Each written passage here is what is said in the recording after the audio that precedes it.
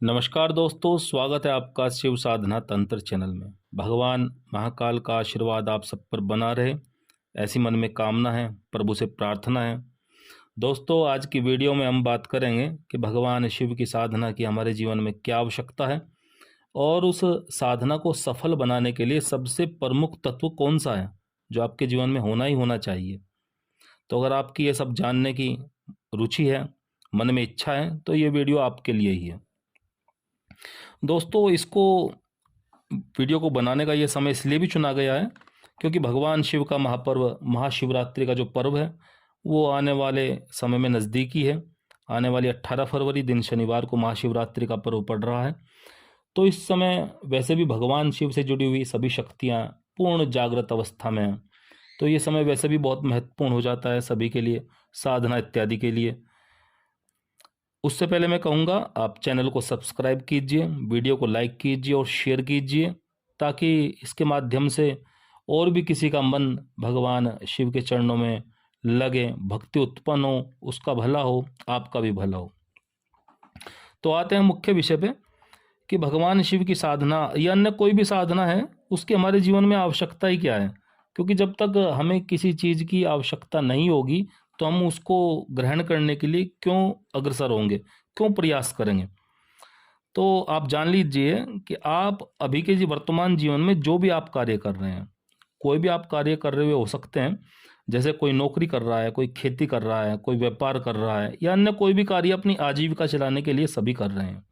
और उसके बाद गृहस्थ से जुड़े हुए कार्य, गृहस्थ के लिए सबसे पहले विवाह, विवाह के बाद में फिर संतान उत्पन्न होना, और जब संतान उत्पन्न होगी तो उसकी पढ़ाई लिखाई, रोजगार की व्यवस्था करना। एक बार वो रोजगार पर लगी उसके बाद फिर उसके विवाह की चिंता करना।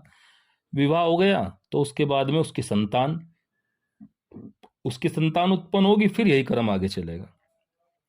तो ये क्रम लगातार लगातार बार बार, और अंत में इन सब भौतिक इच्छाओं और वासनाओं को लिए हुए हमारा प्राण हमारे शरीर को छोड़ देता है और अंत में हमारी गति शमशान घाट में ही होती है। और आप जान लीजिए यही कर्म जो मैंने अभी बताया है, यही कर्म न जाने कितने सैकड़ों जन्मों से, हजारों जन्मों से हमारे जीवन में चल रहा है, लेकिन हम कभी इस ओर तनिक विचार भी नहीं करते। कभी शांत मन से बैठकर आपने सोचा है कि ये सिस्टम चल क्या रहा है। यही कर्म बार बार लगातार जन्मों जन्मों से लगातार चल रहा है। क्योंकि शास्त्रों में भी उल्लेख है कि हमारा जो जीवात्मा है उसका एकमात्र उद्देश्य परमात्मा से मिलना है। जीवात्मा कौन? यानी कि हम, हमारा प्राण। तो हमारे प्राण की नैसर्गिक इच्छा क्या है कि परम पिता परमात्मा से मिलना। और यही कारण है कि हम जो भी भोग भोगते हैं, वो कोई भी भोग हो, उसको भोग कर संतुष्टि नहीं मिलती। मन कहता है कि और अभी और चाहिए। जैसे अगर मैं धन की अगर बात करूं, जैसे फॉर एग्जाम्पल हमारे पास 1 लाख रुपया इकट्ठा हुआ तो तुरंत मन कहेगा 1 लाख से होता ही क्या है, 2 लाख। 2 लाख पर गई तो वो आगे बढ़ जाएगा 5 लाख, 5 से 10, 50, कोई सीमा नहीं है। मन हमेशा आगे बढ़ेगा। ये कोई भी भौतिक इच्छा हो सकती है आपकी, जैसे मकान और अच्छा मकान, फिर आपको मोटरसाइकिल चाहिए, मोटरसाइकिल के बाद में आपको गाड़ी चाहिए, तो गाड़ी के बाद कुछ और भी हो सकता है, और बड़ी गाड़ी चाहिए।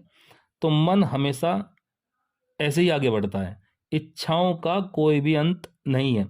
ये बिल्कुल ठीक ऐसे ही है जैसे हम अग्नि को घी से बुझाने का प्रयास करें, तो क्या कभी कोई अग्नि घी से बुझी है?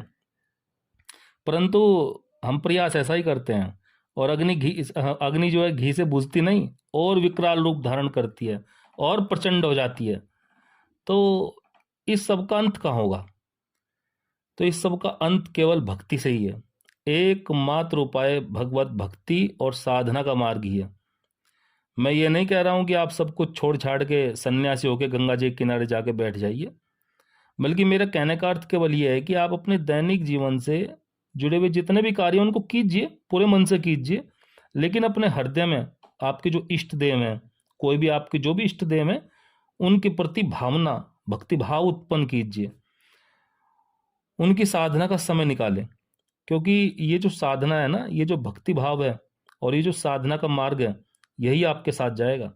वरना तो आज आप हर घर में देख ही रहे हैं कि कौन कब तक किसके साथ है, कौन कब तक किसके साथ हैं, सब आप देख रहे हैं अपने चारों ओर, खुद के परिवार में भी देख रहे होंगे, तो मैं इसके विस्तार में नहीं जाना चाहता, मुख्य बिंदु पर रहूंगा। ये सब कहने का जो मेरा उद्देश्य है वो केवल इतना है कि आप अपने जीवन में साधना के महत्व को समझें, और इसका केवल आध्यात्मिक महत्व ही नहीं है, इसका भौतिक महत्व भी है। अगर आप अपने बच्चों को इस ओर लाएंगे तो उनको भौतिक लाभ भी बहुत मिलेंगे, जैसे कि किसी भी चीज़ को समझने की एकाग्रता, कंसंट्रेशन पावर बढ़ती है बहुत अधिक, जिससे क्या है कि कोई भी सब्जेक्ट हो, कोई भी विषय हो, उसको समझने की शक्ति बढ़ती है।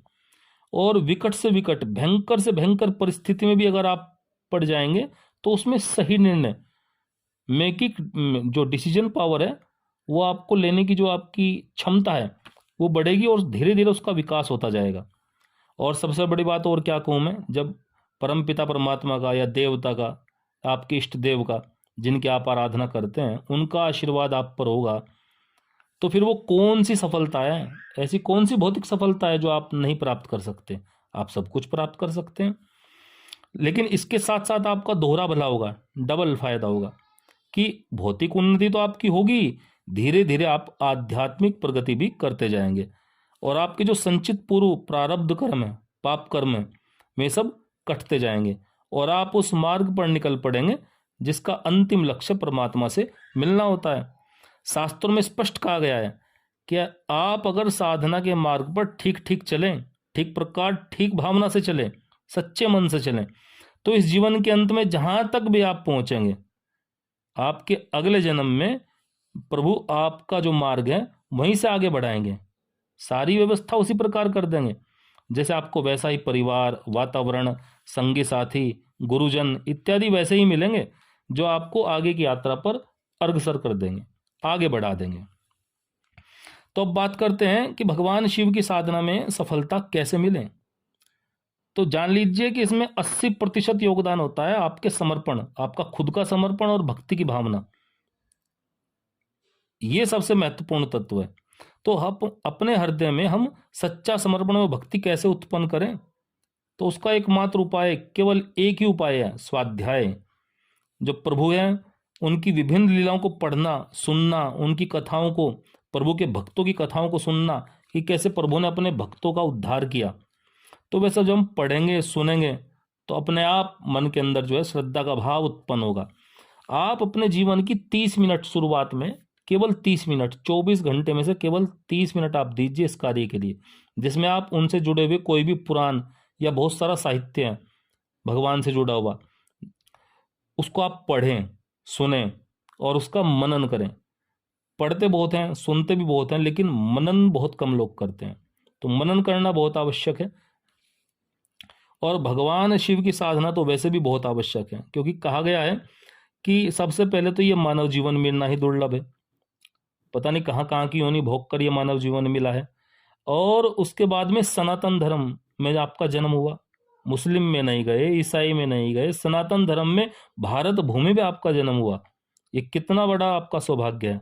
और उसके उपरांत भी अगर आप भगवान शिव की आराधना ना करें तो ये जीवन ही आपका व्यर्थ है, क्योंकि कूर्म पुराण में स्पष्ट कहा गया है, ब्रह्मा कृत युगे देव त्रेतायाम भगवान रवि द्वापरे दैवतम विष्णु कलो देवो महेश्वर।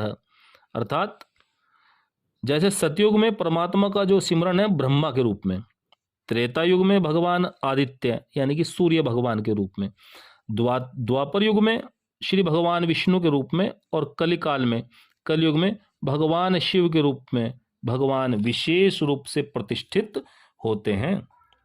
तो अपने हृदय में ऐसे भगवान शिव की छवि आप धारण कीजिए और अपने हृदय में भक्ति रूपी बीज को रोपिए, क्योंकि जब वह वृक्ष बनेगा तभी साधना की सफलता का फल जो है आपको चखने के लिए मिलेगा। केवल बाहरी आडंबरों से कुछ नहीं होने वाला, बाहरी आडंबर तो सब इकट्ठा कर लेंगे, लेकिन सबसे प्रमुख है अपने हृदय की भावना। जब भक्ति आती है ना तो आचरण अपने आप बदल जाता है, मनुष्य का व्यवहार बदल जाता है। तो शास्त्र की जो गूढ़ बातें पहले ऊपर ऊपर से समझ में आती थी ना, भगवान की लीलाएं जो कहानियों के माध्यम से पुराणों में कही गई हैं, उनमें जो छुपा हुआ तत्व है, जब भक्ति की भावना आपके हृदय में उत्पन्न होगी, वो छुपा हुआ तत्व प्रकट अपने आप होना शुरू हो जाएगा।